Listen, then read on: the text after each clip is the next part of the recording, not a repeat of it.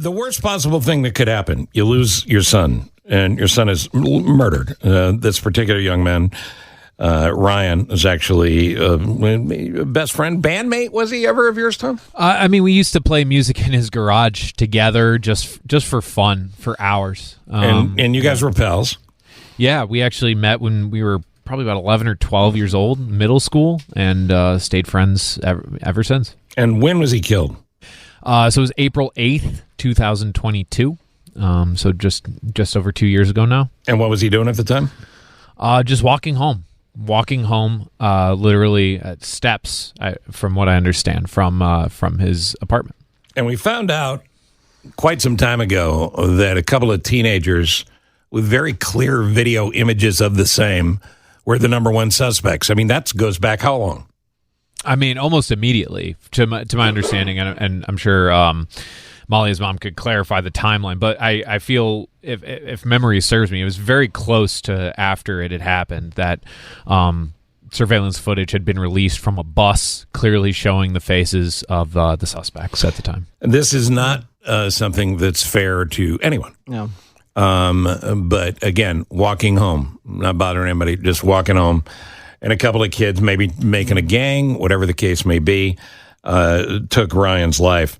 Ryan's mom, Molly, joins us now. I've expressed my condolences before, but I've got to do it again. I don't know how you put one foot in front of the other, and God bless you for doing it. Thank you. I appreciate that. Thank you. How is Ryan's sister? How's she doing? She's doing good.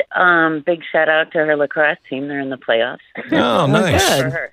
Yeah, nice. She's really a go-getter, and she's doing good, but nothing of a 14-year-old at the time should hear that happened to their brother, So she'll never be an aunt, she'll never be at his wedding. Well, a particularly painful thing for a kid to go through who is well aware of what you're going through and is hurting for you. Absolutely. And we only had the two.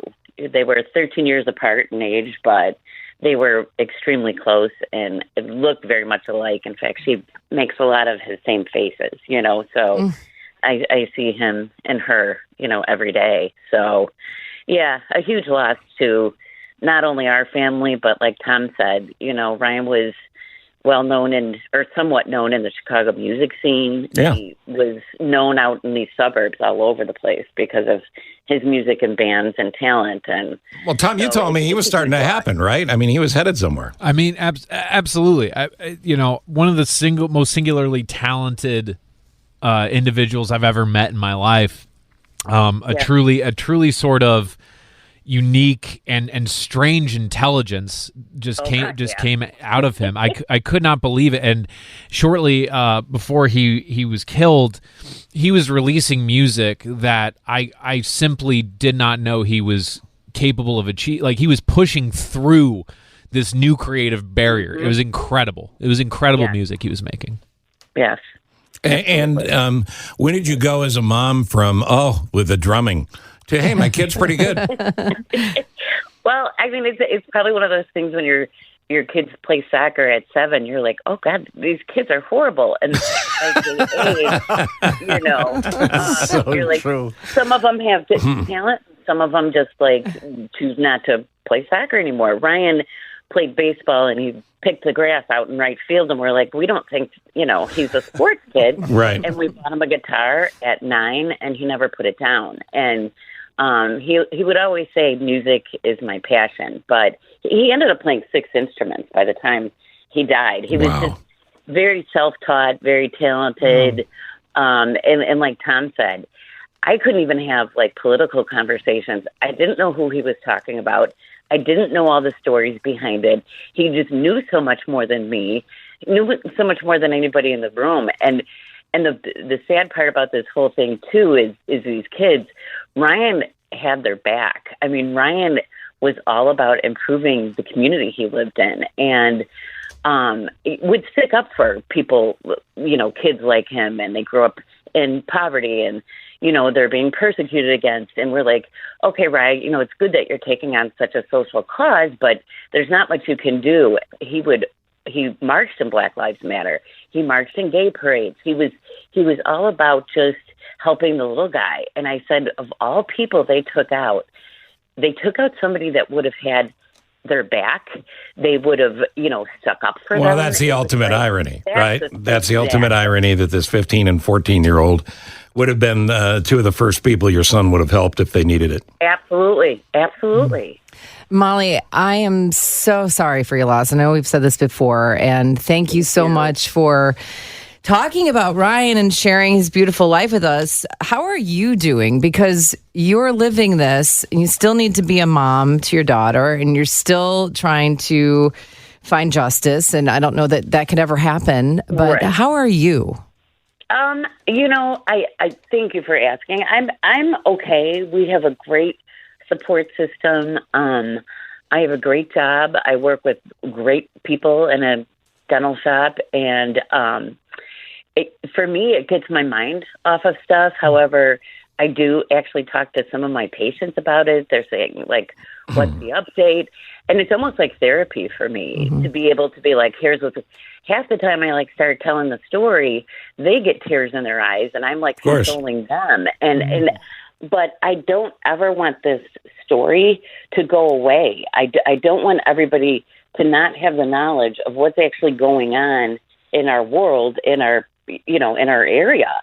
And I think we all should be aware of that. And it just helps. It helps me to talk about it with people like that. But the time that I'm by myself, I lose it a lot because it's such a loss. It's such a chunk out of my heart that is missing. He was the music in my heart. He was the love of my life. Okay, I mean, listen, as a parent, as a parent and a grandparent, I can't imagine it. I just can't imagine it, and I salute you. That's the first thing everybody says is, I can't imagine it. But I thought the same thing. I could never imagine it myself until you're in my shoes and you're walking in it, and you don't have a choice. You just don't. You have to try to keep going. Yeah. The update on this is this. Next Wednesday, these two teenagers will finally be charged. Is it next Wednesday? It's the shooter. Yes, it's Wednesday the 29th. The shooter actually pled guilty to the charge of first-degree murder. So just one will be charged then? Just one for that day. I had sent a text out to my niece, Caitlin, sent a text out saying, what's the scoop? What happened last week in court? And I told her, and I said, he pled guilty to first-degree murder. And she texted me back, and she said, Auntie Molly, I have tears of joy. And I sent her back a text. I said, Caitlin, wait. Hold on to your tears. This kid is going to be out in about 3.5 years.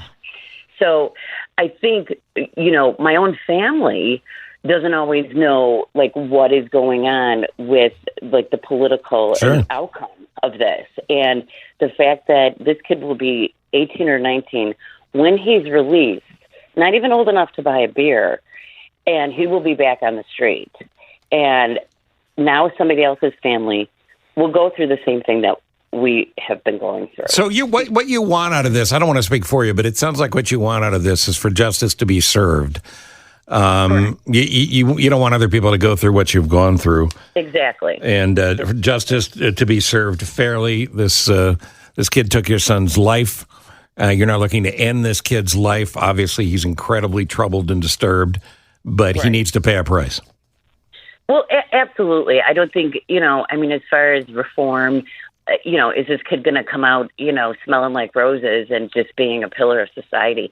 Absolutely no. There's no doubt in my mind that he will be on the street with guns in his hand. I mean, he's only one of a million. But the fact that we're we're letting him back out. I mean, it's like letting out a pedophile and being like, oh, they raped a child again. That's insane. Shit, I mean, what do you think is going to happen? I mean, the shooter himself was seen on social media the day after with a gun in his hand saying, we got one last night. There was no remorse. No. And people would say well, was this gang related? And I'm kind of could be. It really doesn't matter why. No, it doesn't. They were looking for something fun to do on a Friday night. They set out a goal and they achieved it. And there was intent involved. They did not steal anything out of Ryan's pockets. They just shot him, let him die in a dirty alley in the rain by himself. And I have a big problem with that. And I don't care if you're 12 or 20 or 80 and you do that to somebody, you should not be back out on the streets after 5 years served. It's not right. The reason he's being let out is because he's being charged as a juvenile? Correct. Yeah. Correct. Well, and also, I don't want to turn this political, but we have a system in this town that has to change. Absolutely. Or more people will go through what you're going through every single day. And I believe the new state's attorney is a good step in the right direction. Yeah. I hope so. What can we do to change it? You got to vote. Like somebody, tell me. You got to vote. No, listen, everything you're doing, you're doing more than 1,000 others because you're talking about it. And you're out there and you're talking about what you went through. And hopefully it wakes people up. No, I don't want to go through that. You have to elect people who care. Anytime soon. Everybody I talk to is like, oh, I don't go there. With good reason, and that's the saddest part. I grew up in the city and none of this ever happened. I mean, it happened, I'm sure, but I just thought, how did we get from 1982 to now as I'm an adult, and it's gotten so much worse? It doesn't have to be this way. No. It Tom, absolutely doesn't have to be this way. Tom, any final thoughts from you? Just to say, Molly always took care of us when we were, growing up with Ryan, and it was it wasn't good food. No, please. It was fantastic. It was fantastic, and knowing Ryan was one of the greatest pleasures of my life. And what was it? Even at my wedding 2 years ago, we had a special table where we had a photo of my dad who had passed, my brother who had passed, my grandfather who had passed, and I made sure to include a picture of Ryan too. Yeah, because he should have been there. Special, very special. My nephew did that too. He actually had a chair with a plaque on it. So yeah, and I'm looking forward to seeing you, Tom, on Wednesday. And whoever wants to come out, the news is going to be there, and we're just going to kind of just be together. And show your support for a safer Chicago. Absolutely. Yes, absolutely. And you're welcome to come too. Molly, God bless you and everything you're doing. You. Yeah. Best of that superstar athlete of yours, your daughter. And, I'd give you a hug if I was there. But, hug and love to you. But we're thinking about you. You. All right. Thank you for having me on. I appreciate it. Well, you're an amazing woman. Thanks for coming on. Thanks, Molly. Thank you, guys. And thank you, Tom, for chiming in. It's not easy to talk about on any level.